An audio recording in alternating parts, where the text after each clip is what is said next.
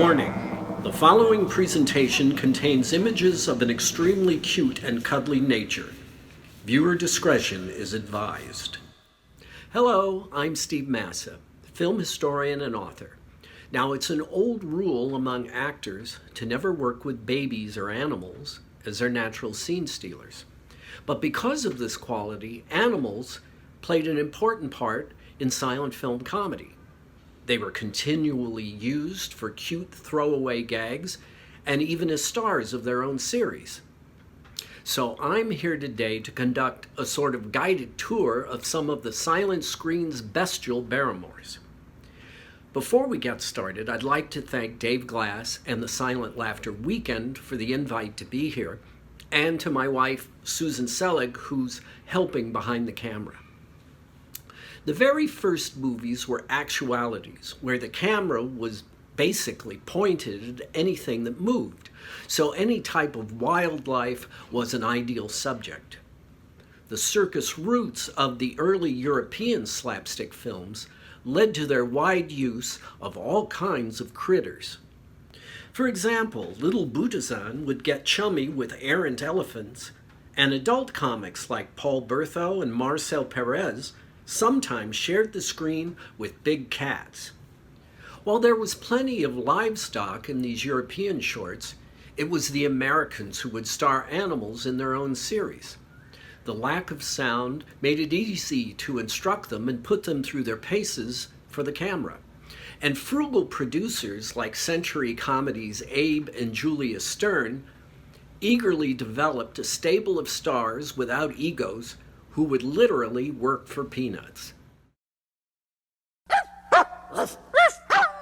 Man's best friend has always been popular in the cinema, and dramas and comedies were built around them from the very beginning. In 1905, Cecil Hepworth's Rescued by Rover made a star of his family's pet, Blair. Blair would continue to rescue children in films such as The Dog Outwits the Kidnapper, and even steals the kidnapper's car to get behind the wheel and chauffeur the kid home himself. About 6 years later in America, there was Jean, the Vitagraph dog.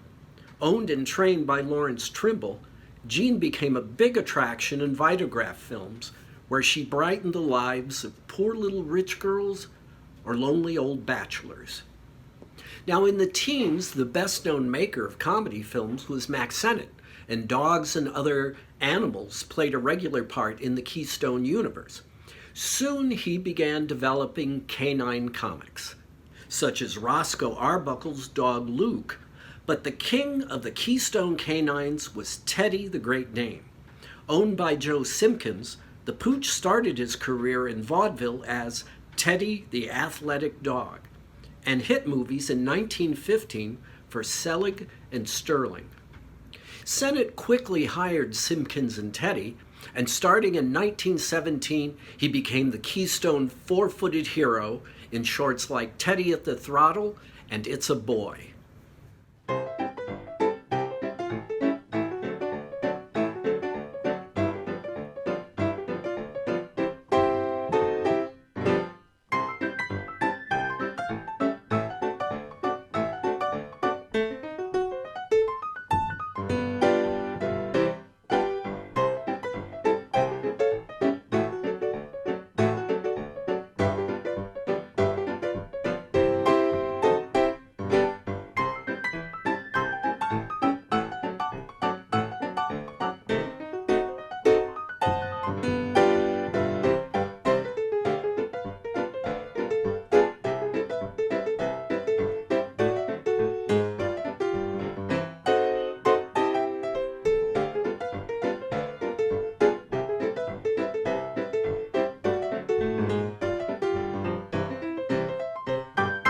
Besides his work at Sennett, Teddy worked with Mary Pickford, Baby Peggy, and Jackie Coogan before passing away in 1925.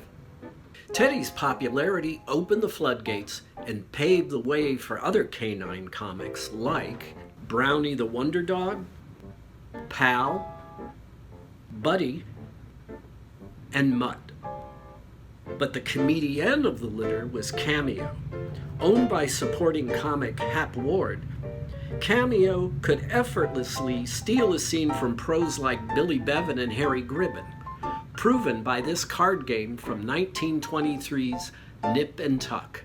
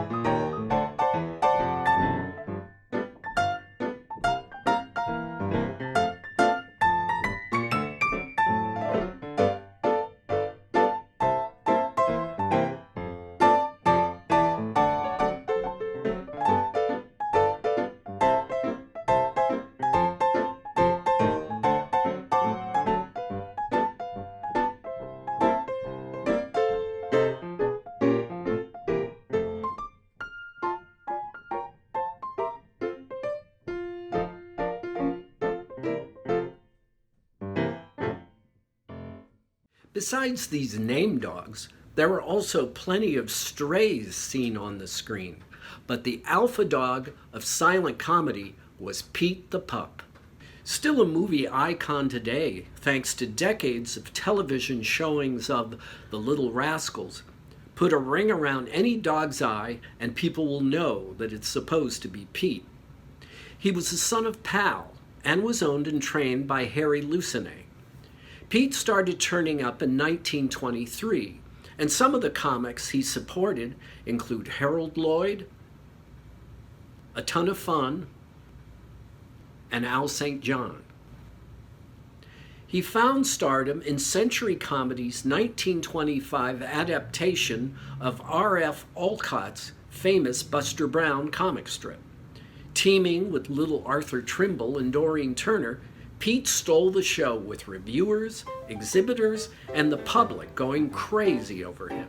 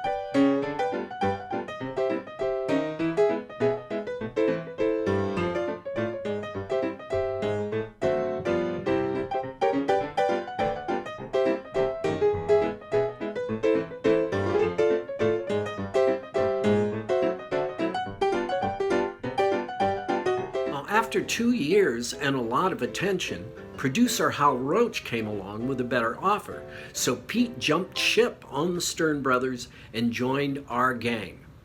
This led to his screen immortality. Our Gang had various dogs before, but none of them with an ounce of the charm and personality of Pete. Even when not the main focus of a short, Pete was an asset to any entry, always funny and fascinating to watch. He never seems to be taking orders from off camera, but is completely connected to what's happening around him. When sound hit the movies, Pete had no problem with barkies and continued with Our Gang as popular as ever. Sadly, in 1930, Pete was poisoned. This is when different dogs with eye rings that changed from one side of the face to the other took over the role, and the character became more background atmosphere in the films. The end of silent films saw a waning of dog stars, but there would continue to be a few popular canine comics like Asta, aka Skippy, in the Thin Man films, and Spooks, playing Daisy in the Blondie series. More recently, there's been Moose as Eddie on TV's Frasier and Uggy in 2011's The Artist.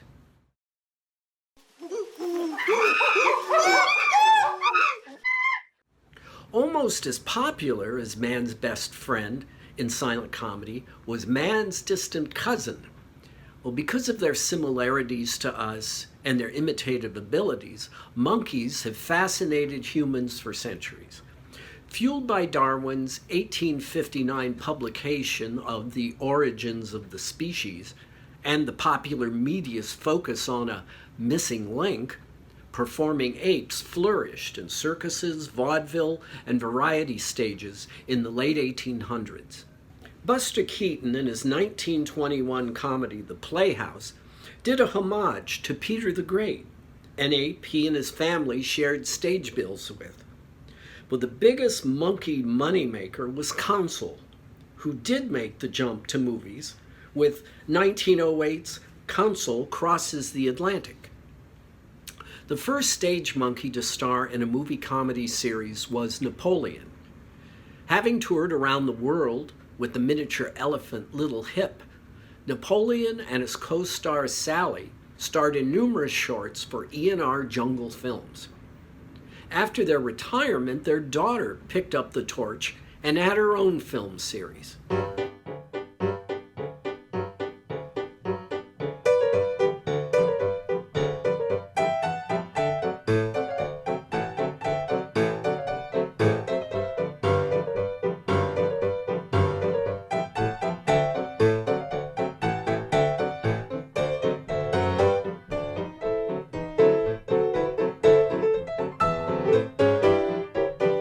Billed as Snooky the Human Z, her real name was Snookums, and for some reason she was presented and dressed as a male, making her an animal drag performer. Snooky had her own series until 1923, and after that there was a barrel of monkeys seen on the screen. Among them was Snooky's brother, Little Napoleon, Joe Martin the orangutan, who was big box office for Universal Pictures, the Fox Monkeys, Max Moritz and Little Pep, and Mr. X in Bray's Sun-Kissed comedies. There was even an honorary ape, Charles Gamora, who monkeyed around with Our Gang and Laurel and Hardy. The monkey comedies always bordered on the surreal to begin with, but the most unique and unusual of the genre was Hal Roach's Dippy Doodad comedies. Beginning in 1923, director Len Powers put his critter cast through their paces in wild spoofs of movie genres that included love triangles, western sagas, and in Handle 'em Rough, the melodramas of farm boys coming to the big city.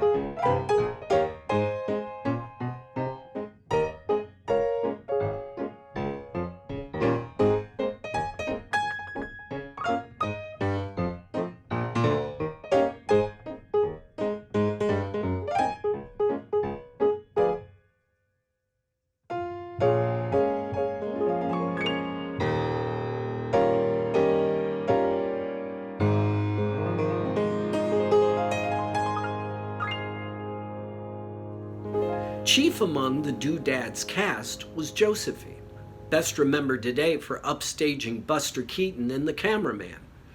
Josephine had competition from other Capuchin monkeys, such as Chicago, Rosie, and Bobby. Now, with the arrival of sound, primates continued to be big movie pleasers. The Tiffany studio launched a series where dubbed chimps made fun of other movies, in entries like Aping Hollywood and Skimpy. MGM's 1931 hit Tarzan the Ape Man made a movie star of Johnny Weissmuller, but it also established the comic relief antics of Cheetah. So for many years after that, every Tarzan picture, as well as spin-offs like the Jungle Jim and Bamba the Jungle Boy series, had to include a humorous chimp. Other popular monkeys were seen in films like Bedtime for Bonzo, Every Which Way But Loose, and the television series Lancelot Link, Secret Chimp.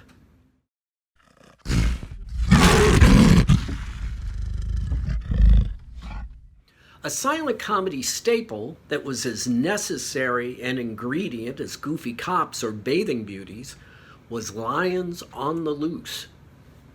Although there had been big cats in many European and Selig comedies, the man responsible for making the Jungle Felines a comedy bonanza was Henry Pathé Lehrman.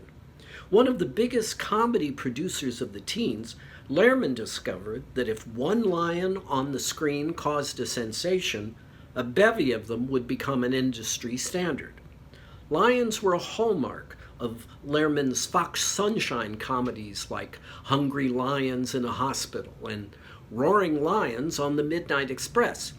So Universal got into the act as well with their Century Lion comedies. Sadly, there's very few examples of the Fox or Century Lions that exist today. But here's a representative example of Lions on the Loose from the climax of Mack Sennett's 1922 When Summer Comes.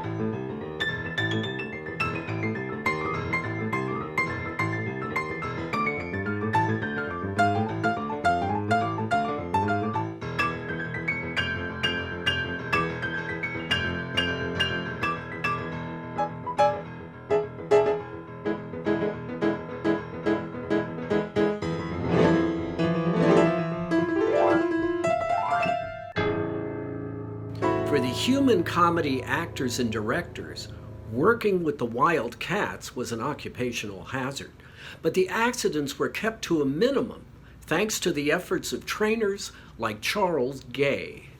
Hollywood's Lion King was born in France and toured the world with menageries and circuses. Coming to Hollywood in 1914, Gay worked on serious jungle pictures, but then became the backbone of Century's lion comedies. He also set up his own theme park, Gay's Lion Farm, in nearby El Monte, California, and even developed a lion comedy star, Numa.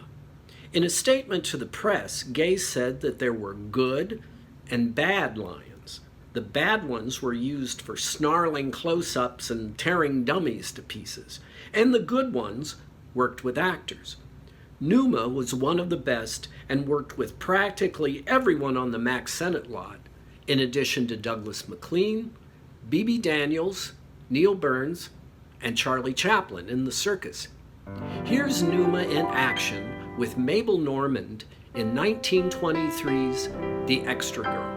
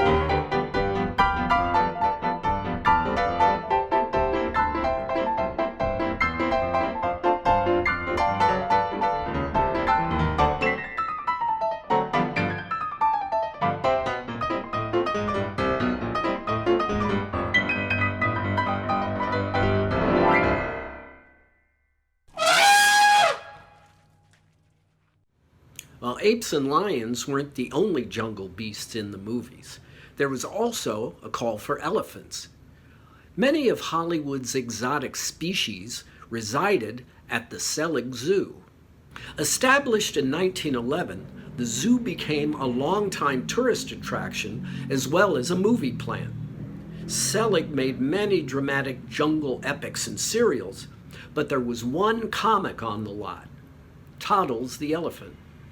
For around 5 years, Toddles entertained audiences playing matchmakers, protectors, and even the figment of an old man's DTs in shorts like Mike's Brainstorm, The Reformation of Dad, and A Wise Old Elephant. Now, after Toddles' success, other pachyderms like Charlie and Minnie followed, but the main comedy elephant was Anna May. Born in 1912, she was soon entertaining crowds at the Selig Zoo and made her film debut in 1916. By the 1920s, she was the mammoth in demand at the Mack Sennett studio, where she literally supported Billy Bevan, Andy Clyde, and Harry Langdon. Here she is with little Marianne Jackson in 1927's Smith's Candy Shop.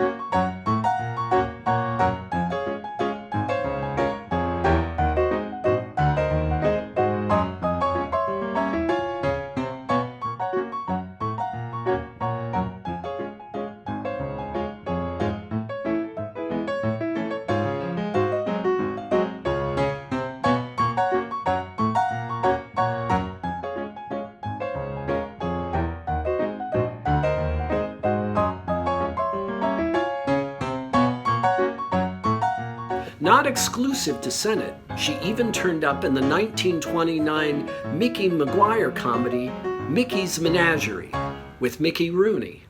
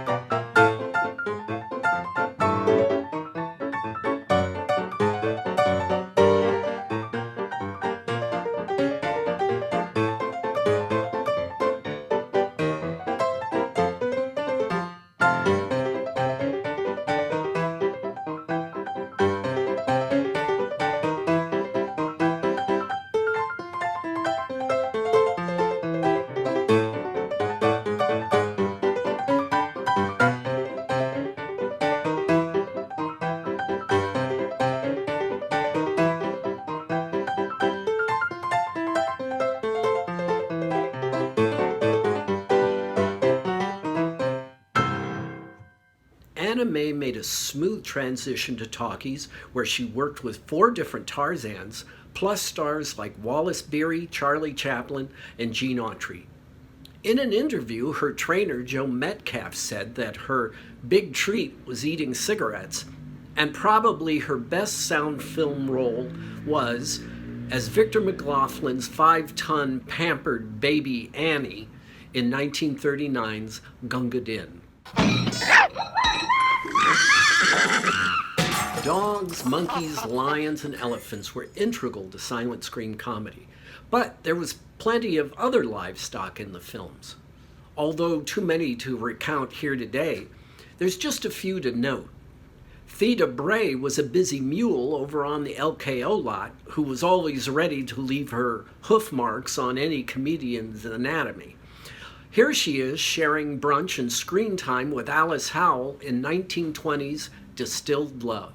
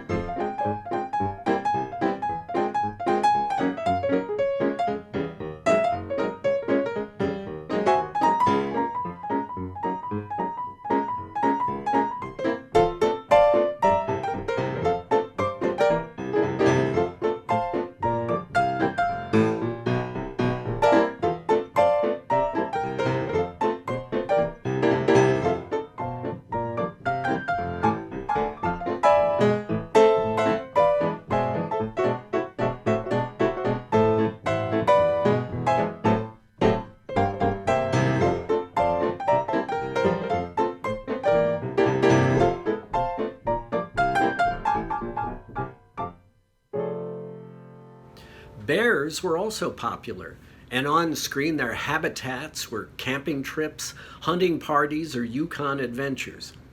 Most of their acting choices came from lunchable items that were stashed around the set or honey smeared on a comedian's face.